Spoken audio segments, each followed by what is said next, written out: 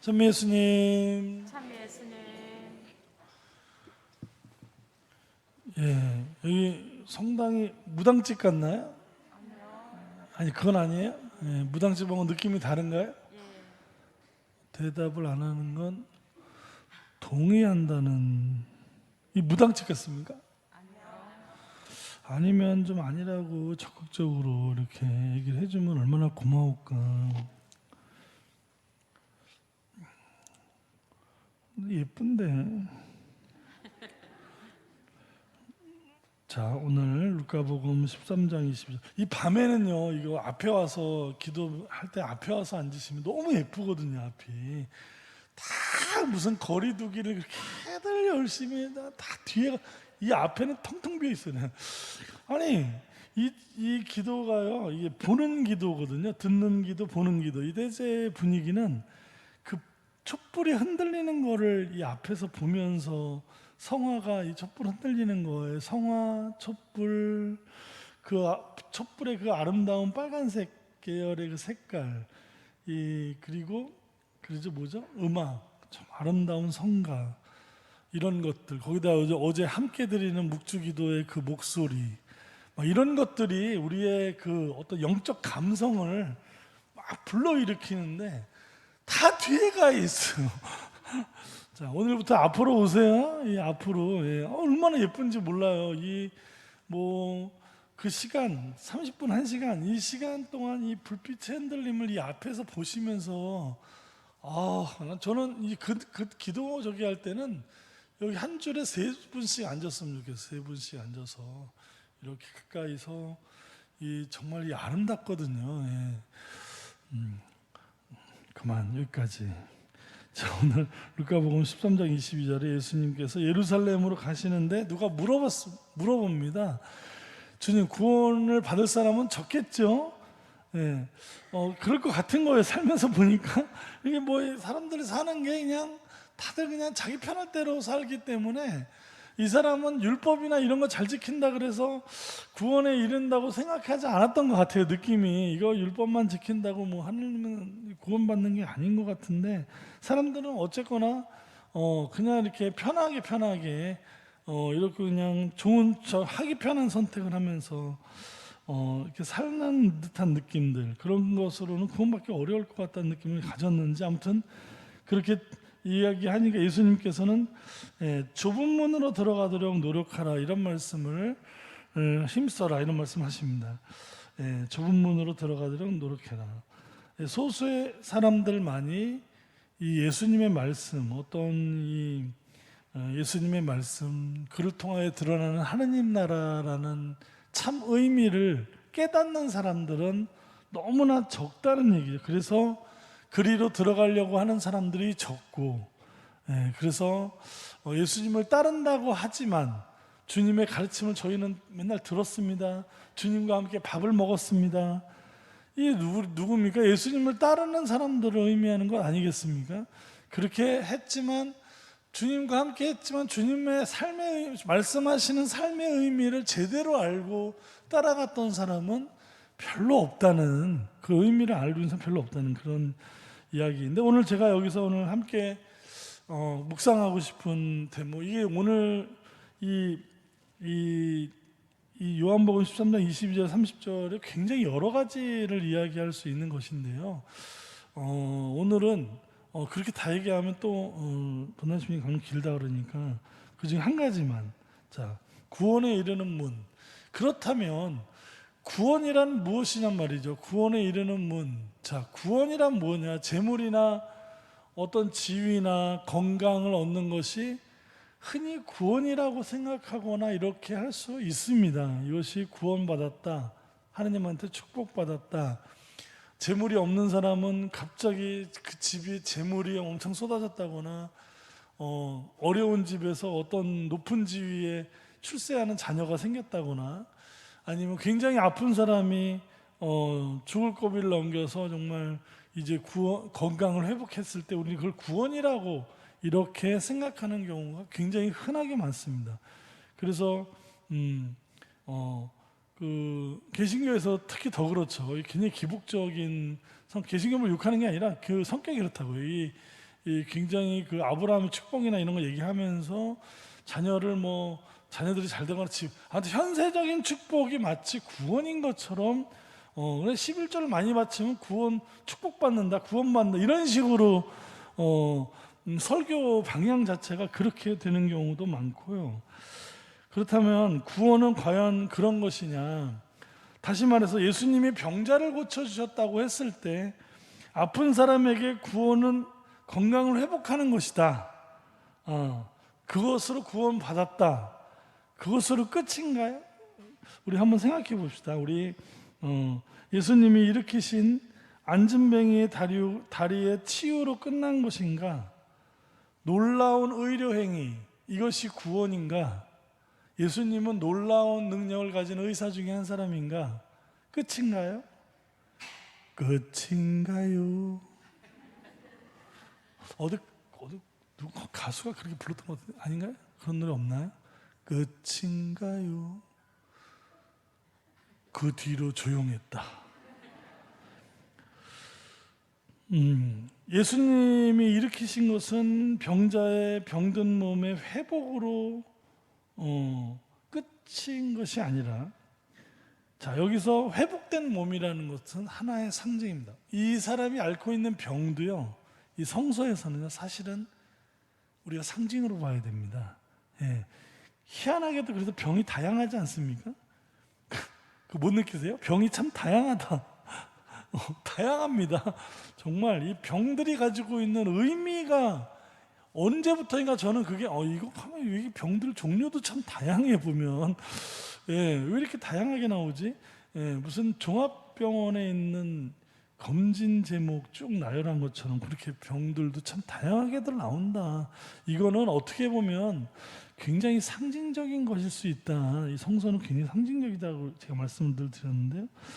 그래서 예수님을 만나면서 삶이 구원되었다는 것은 제가 볼 때는 좀 잘 들여다봐야 된다. 특히 병자들을 보면서 오늘 한번 이렇게 묵상을 해보자는 것이죠. 병자들 이야기가 많이 나오니까, 그렇죠? 자, 몸만 아픈 사람이 아니란 얘기예요. 눈이 안 보이는 사람, 이 사람이 눈을 떴다. 어떤 걸 우리는 묵상할 수가 있죠? 그 사람이 원래 잘 안 보이던 사람이다. 이렇게만 할 수도 있죠. 하지만 그 이야기의 맥락을, 성서 맥락을 보다 보면 그 앞뒤에 뭐가 나오냐면 제자들이 눈먼 사람과 같은 행동들을 많이 해요. 아무리 얘기를 해도 예수님이 예루살렘 가는 자리를 영광에 가는 길로만 보는 그 사람들에게 너희는 내가 마실 잔을 말이지 마실 수 있느냐, 이런 얘기 다음에 눈 뜨는 병자에 대한 이야기가 나옵니다. 여기서 얘기는 눈만 뜨는 얘기가 아니고 이 환자에 대한 이야기는 단순히 시력이 없는 사람, 육신적이고 생물학적인 시력의 회복을 얘기하는 게 아니라 그 사람이 가지고 있는 세상을 바라보는 그 사람의 가치관, 어떤 삶의 여러 가지 태도들, 세상을 바라보고 자기 인생을 바라보는 어떤 그 사람의 영적 시선, 이런 것들이 잘못되어 있을 때 육적인 눈을 뜬다라는 상징적인 얘기를 통하여 이 사람이 눈을 떴다는 얘기는 뭐예요? 예수님과의 그 사람과의 만남, 어떤 한 특정을 얘기하는 게 아니라 어떤 예수님과 만난 사람 중에는 육신적인 시력만이 아니라 삶의 영적인 시력을 눈을 뜨게 된, 세상을 이제 다르게 보게 된, 그래서 삶이 완전히 바뀌어 버린, 세상을 다르게 본다는 게 얼마나 어렵습니까? 그렇죠? 어렵지 않습니까? 그냥 우리 만나는 사람들 중에 참 답답한 시선으로 갖고 사는 사람들을 볼 때마다 저 사람은 왜 저렇게밖에 못 볼까? 이 우물 안의 개구리와 같은 시선으로 가지고 있는 우리들의 눈을 떠준 이야기가 바로 그런 이야기가 아니겠는가 말이죠. 또 어떤 말 못하는 사람이 말을 하게 됐다는 얘기. 이 사람은 말을 못한다, 단순히 벙어리다, 이런 얘기만으로 끝나는 것이 아니라 그 사람은 잘 못 듣는 사람이기 때문에 말을 못한다. 이건 이제 생물학적인 얘기인데 예수님께서 그의 귀를 열어주고 혀를 풀게 해줬다는 얘기는 뭐죠? 이제 진정으로 다른 사람의 이야기, 말씀이 이제 그 안으로 들어와서 묶였던 혀가 풀렸다. 하느님을 찬양하는 이 사람으로 이제는 완전히 바뀌었다는 이야기가 로 의미를 생각해 볼 수 있다는 얘기예요. 예수님을 만나면서 어떤 사람은 진정한 소리, 진정한 말씀, 의미가 그 사람 안에 들어와서 이제는 그런 이 말이라는 거는 굉장히 중요하거든요. 언어는 그 사람의 존재가 머무는 집이다. 어떤 철학자는 그렇게 이 언어를 통해 우리는 그래서 이야기를 들어보면 그 사람이 어떤 사람인지 대충 알 수 있습니다. 이 언어라는 것은 그 사람의 존재가 드러나는 장면이기 때문에 그래서 우리는 대화를 하다가 수많은 일들이 일어날 수밖에 없는 게 이 언어에 많은 것들을 담고 있기 때문에 그 사람 얘기해봐야 알지 겉모습 가지고 몰라. 말과 행동, 우리는 그 사람의 삶을 얘기할 때 말과 행동이란 말을 많이 하는 거예요. 이 말이 그만큼 중요하다는 얘기죠. 예수님을 만나면서 듣는 것도 달라지게 되고, 마음이 꼬인 사람들은 듣는 것 자체가 잘 안 되죠. 그렇죠? 뭐 똑같이 얘기를 해도 이상하게 듣는 경우가 굉장히 많습니다. 다 똑같이 들었는데 신부님 말씀이 은혜롭게 들리시는 분이 있고, 그런 분들은 주로 고개를 많이 끄덕이세요. 많이 끄덕이고 뭐라고 하면 웃고 이렇게 빵긋빵긋해지고, 똑같은 얘기가 은혜롭지 않는 분들은 주보로 이제 뭐 주보를 본다든가 아니면 굉장히 표정 자체가 안 좋아요. 그리고 이렇게 주로 이렇게 자세가 되겠다나 다리를 좀 꼬고 있다든가 주로 나를 쏴보는 거나 아니면 냉담하거나 이런 분들 아주 제가 다 보고 있습니다. 사실은 이게 여기 없는 얘기인데 자꾸 나오네. 잠깐만. 자, 이런 것들 있죠. 피부에 고름이 난다. 이게 뭐 접촉하면 안 되는 거죠. 전염이 사람과의 접촉이 안 되는 사람, 이런 사람들이 있죠. 타인과 만남 자체가 잘 안 되는 사람, 감정의 접촉이 안 되는 사람, 타인과의 만남 자체를 두려워하는 사람, 뭐 여러 접촉이 안 되는 사람도 굉장히 넓습니다.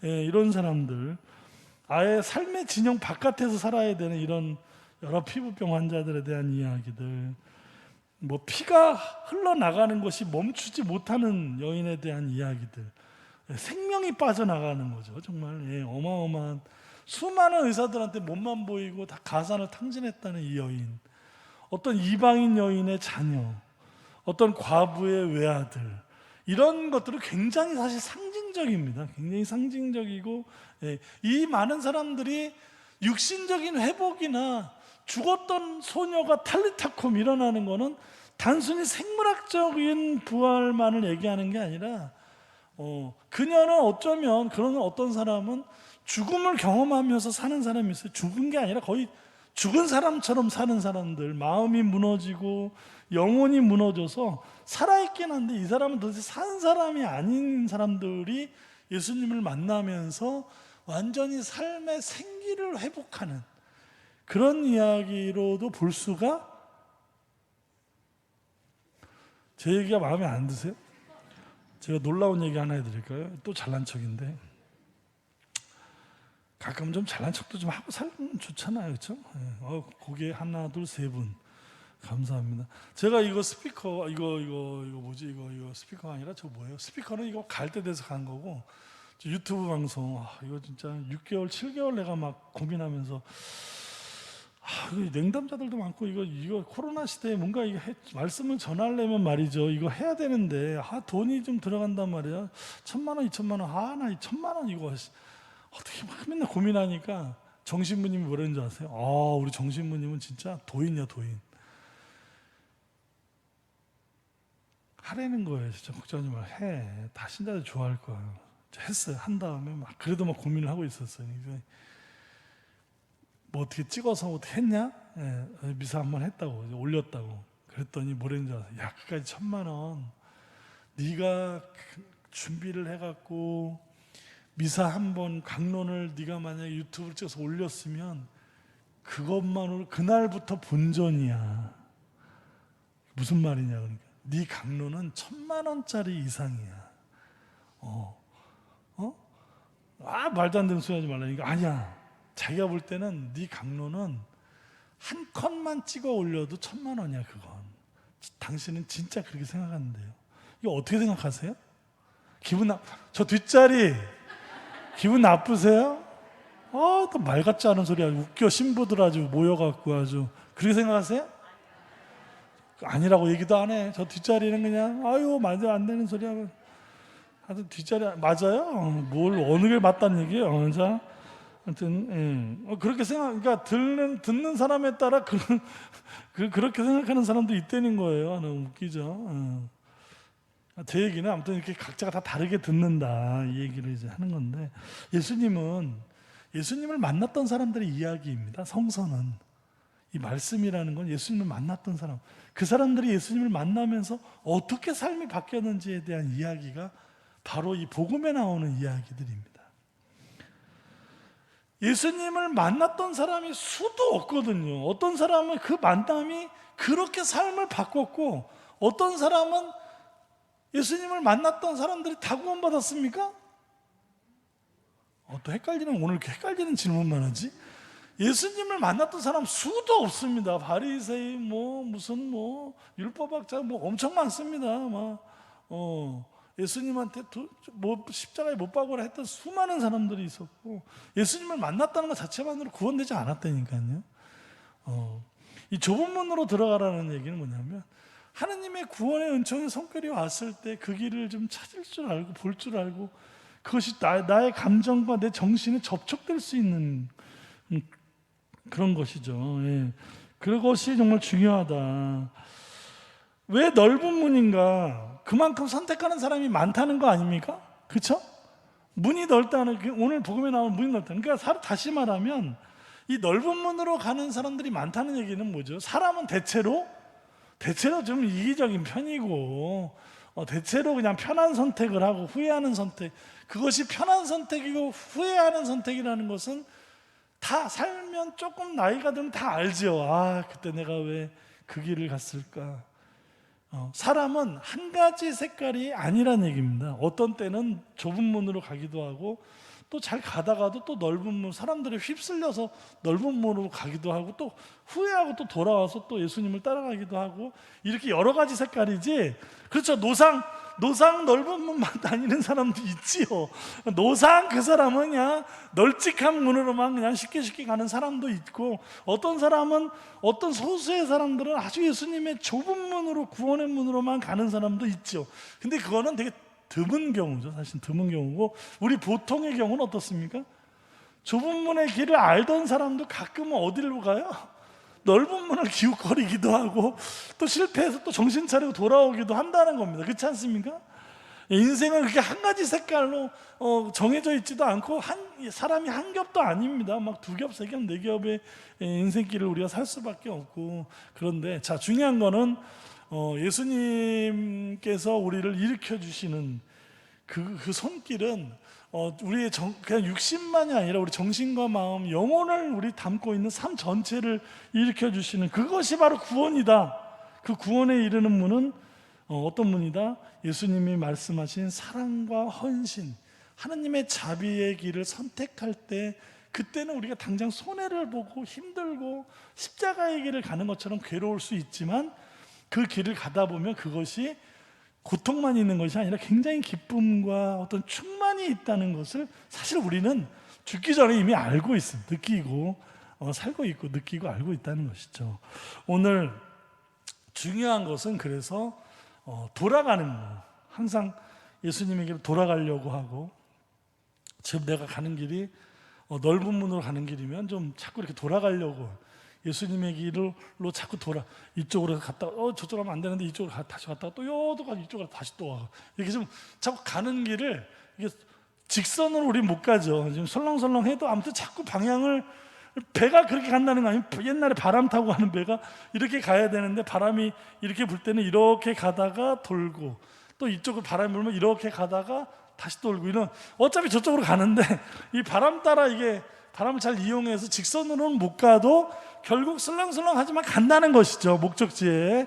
그런 것처럼 우리 자꾸 이제 돌아가는 길은 되게 먼 것 같지만 이 예수님께서 그렇게 우리가 마음만 돌리고 머리만 돌리면 늘 우리 바로 뒤에 곁에 계신다는 것을 우리 늘 그 믿음, 체험, 그렇죠? 예, 그런 체험을 함께 나누면서 이 공동체 안에서 늘 우리가 예수님께로 돌아갈 수 있는 길을 서로가 서로에게 영향을 미치고 보여주고 끌고 가고 손도 좀 잡아주고 하면서 우리의 삶이 결국 주님의 품으로 가는 길이 될 수 있는 우리 서로가 그런 신앙인들의 이웃. 그래서 참 공동체는 아름답고 참 좋은 것 같아요. 오늘도 주님께 좀 넓은 길이 때로 좋아 보일 때도 있지만 다시 또 돌고 또 돌면서 예수님 구원의 좁은 문으로 갈 수 있는 그런 하루가 됐으면 좋겠습니다.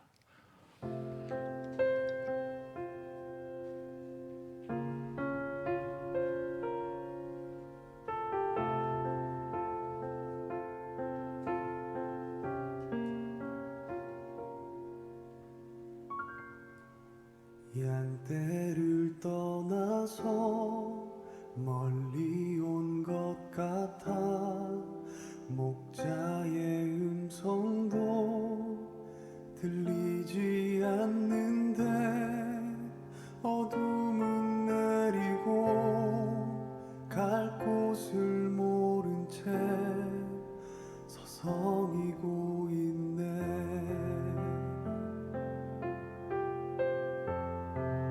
목자의 음성이 싫어 멀리 왔는데 내 맘대로 가면 행복할 줄 알았지. 가고 또 가도 더 목이 마르고 내가 원하던 곳은 이곳이 아닌데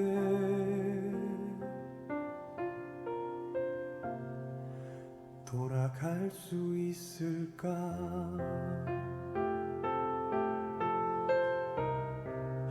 목자의 음성이 싫어 멀리 왔는데 내 맘대로 가면 행복할 줄 알았지. 가고 또 가도 더 목이 마르고 내가 원하던 곳은 이곳이 아닌데 너무 오랜 시간을 헤맨 것 같은데 목자는 나를 잊었을 것 같은데 내가 있는 곳에서 힘껏 소리쳐봐도 너무 멀리 있어 들리지 않겠지.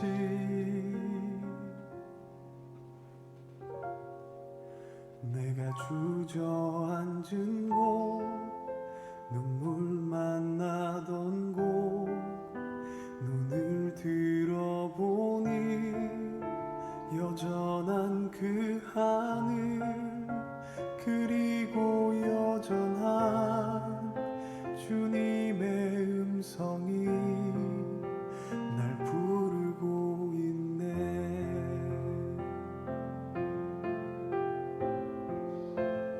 내가 아무리 먼 길을 왔어도 여전히 나는 주님 품 안에 있고 헤매던 시간이 아무리 길어도 돌아가는 길 이렇게 짧은 걸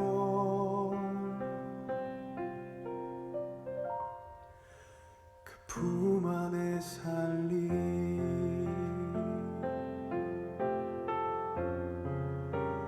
품 안에 살리